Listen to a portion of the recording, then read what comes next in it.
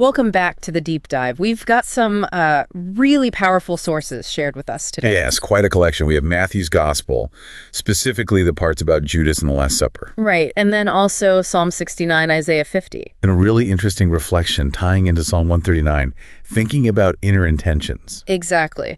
So our aim today is to sort of explore these threads, betrayal, suffering, faithfulness, and see how these ancient words might actually, shed light on our own lives. Absolutely. It's amazing how these themes echo. We're looking at broken trust, deep suffering, and that core strength of faith. Okay, let's dive in with Matthew chapter 26. Judas goes to the chief priests. And it reads almost like a negotiation, doesn't it? What will you give me if I deliver him to you? 30 pieces of silver. Yeah. And the text makes a point. From that moment, he sought an opportunity. Yeah, that sought an opportunity part, it suggests it wasn't just a sudden lapse.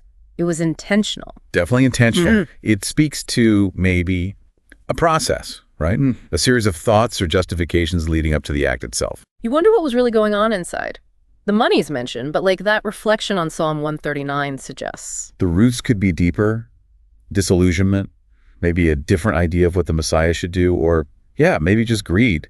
It's complex. And the timing. All this unfolds during the Passover meal, Which is hugely significant. For anyone less familiar, Passover commemorates liberation, freedom from slavery. It's about covenant, community. Deeply sacred.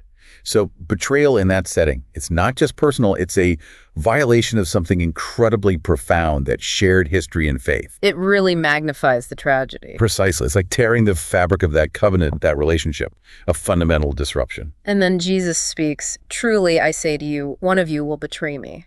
Imagine that room. The shock, the sorrow Matthew describes. They all start asking, "Is it I, Lord?" That ripple of fear, of self-examination, maybe. It's quite telling, isn't it? Their connection to him, but also maybe a flicker of knowing their own weaknesses. Sin isn't just out there. It can be right here in the inner circle. And how Jesus identifies him, he who has dipped his hand in the dish with me, so intimate. Right. Sharing a meal, sharing that symbolic space. Not some outsider, but one of the closest. Then comes that incredibly heavy statement about the betrayer. It would have been better for that man if he had not been born. Wow. That's stark. It points to the sheer gravity of the choice made. And even when Judas himself asks, "Is it I, Master?" Jesus just says, "You have said so." Quiet, but devastating. What do you make of the weight of that "better if he had not been born" line? It really underscores the consequences, doesn't it? Beyond the immediate act, it hints at, profound spiritual implications, the weight of accountability for our actions. Okay, let's shift now. Let's look at Psalm 69. The tone here is completely different. It's raw suffering. Utterly raw. The psalmist feels like an outsider, a stranger to my brethren, an alien to my mother's sons. That deep isolation, even from family. Have you seen that kind of alienation play out? Unfortunately, yes. Maybe not always to that extreme, but the feeling is relatable. And notice the reason given. Zeal for your house has consumed me. Right. So his passion for God is actually what's causing the rejection. It's paradoxical. You see echoes of that with Jesus too, perhaps. His commitment leading to conflict. Definitely. Standing firmly for something can, sadly, sometimes lead to being pushed away, even by those you'd expect to understand. And the insults described. The insults of those who insult you have fallen on me. It's like he's taking the hits meant for God. He's bearing that weight. And the physical description is brutal. Gall for food, vinegar for my thirst. It's just pure humiliation. Stark imagery. Gall, bitterness, poison, vinegar, maybe mockery, prolonging the suffering. It's deliberate cruelty, not just pain, but degradation. It reflects a real darkness. A deep animosity. And in the middle of all that pain, there's this cry, let their own table before them become a snare, a call for justice. Yeah, very human. These are sometimes called imprecatory psalms, expressing that real, raw desire for wrongs to be righted in a world that feels unjust. It can feel a bit jarring to read now, maybe. It can, but it stems from a deep trust that God is just, and a plea for that justice to be seen. And it's important. Later in the psalm, the tone does shift towards hope. Despair isn't the end of the story. Okay, contrasting that, let's turn to Isaiah 50. Here, the response to suffering is, very different. Steadfast. Incredibly steadfast. The speaker talks about being taught by God, given the tongue to sustain the weary. So even while suffering, there's this divine equipping to help others. It's a profound idea, isn't it? That going through hardship can actually deepen empathy, make you more able to support someone else. Like being taught morning by morning, constantly drawing strength. Exactly, a kind of spiritual training. And the willingness to endure it is just striking. I gave my back to those who struck me. I hid not my face from shame and spitting. It's that passive victimhood.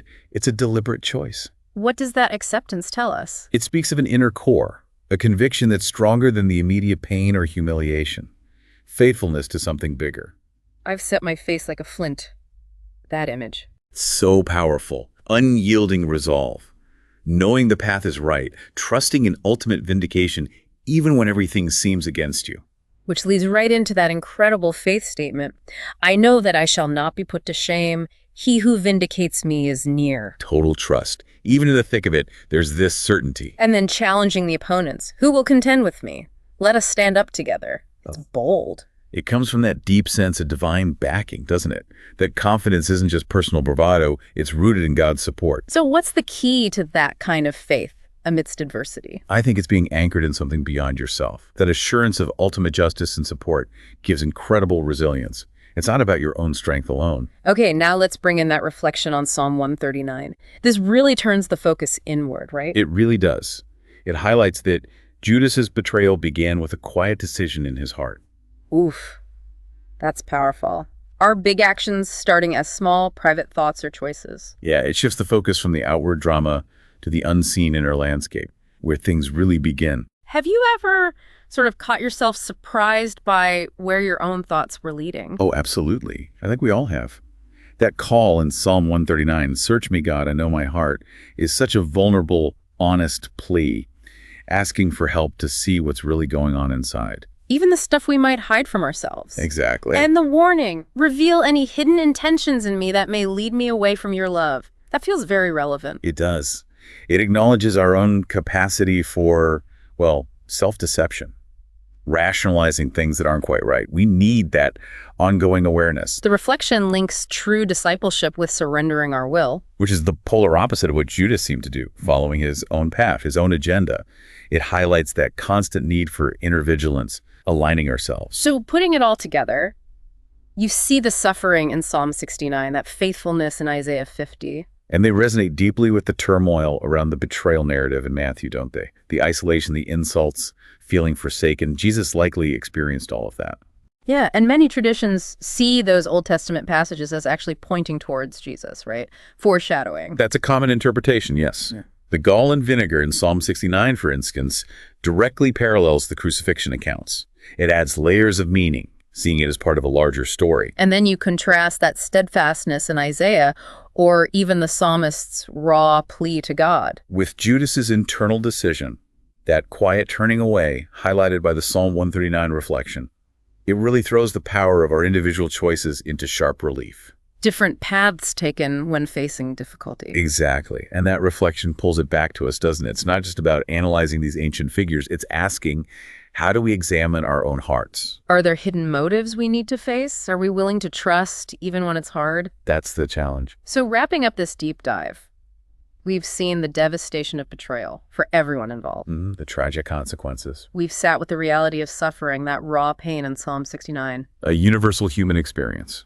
But also the incredible power of faithfulness, that flint-like resolve in Isaiah. Yeah, that enduring strength. And underneath it all, that call to inner honesty from the reflection on Psalm 139, examining our own hearts. And it's often in that quiet internal space, isn't it? That's where the real choices about faithfulness are made. Our unseen decisions, our hidden intentions. Which leads us to a final thought for everyone listening, drawn from that reflection. Okay. Considering these stories, betrayal, suffering, faithfulness, what's maybe one area in your own inner life right now, or perhaps a challenge you're facing, where you feel a call towards deeper honesty, deeper trust? That's a really potent question to sit with.